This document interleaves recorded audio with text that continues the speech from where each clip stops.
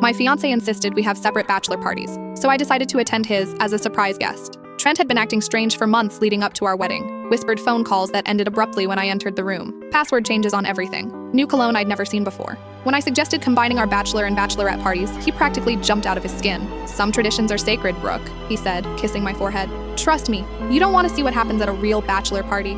It's disgusting guy stuff. His best man, Xander, arrived Friday night with a sly grin that made my stomach churn. As they headed out, I heard Xander mention the Marriott downtown, and something about making sure everything's perfect for tomorrow night. I waited exactly 45 minutes before following them. The hotel lobby was buzzing with weekend wedding parties and business travelers. I approached the front desk with my sweetest smile and slipped the young clerk a crisp $20 bill. My fiancé's having his bachelor party here tonight, I said conspiratorially. I wanted to surprise him with champagne. Could you tell me which room? He glanced around nervously before checking his computer. Presidential suite, 32nd floor. But ma'am, I really shouldn't. Another 20 crossed the marble counter. And maybe a housekeeping uniform? I want this to be really special.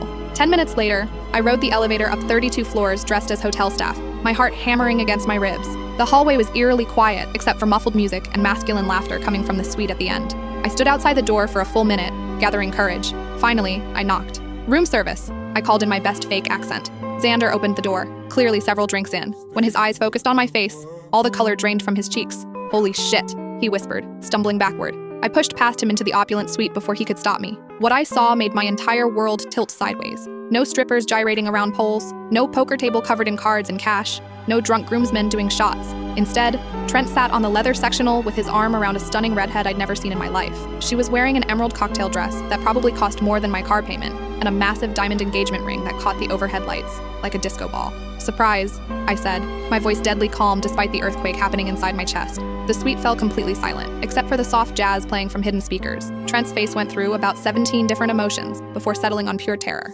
Brooke, what the hell are you doing here? Apparently crashing your engagement party, I replied, gesturing toward the redhead, who was now staring at me like I'd materialized from another dimension. She stood up slowly, confusion written across her perfect features. I'm sorry, but who exactly are you? His other fiancé? I said flatly.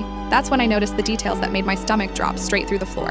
Wedding magazines scattered across the glass coffee table, the same ones from our apartment. Venue brochures for the exact location where we'd booked our reception. Even the same save-the-date design I'd spent weeks perfecting. He wasn't just cheating on me, he was planning identical weddings. I couldn't fit what happens next in this short video, watch the rest down below.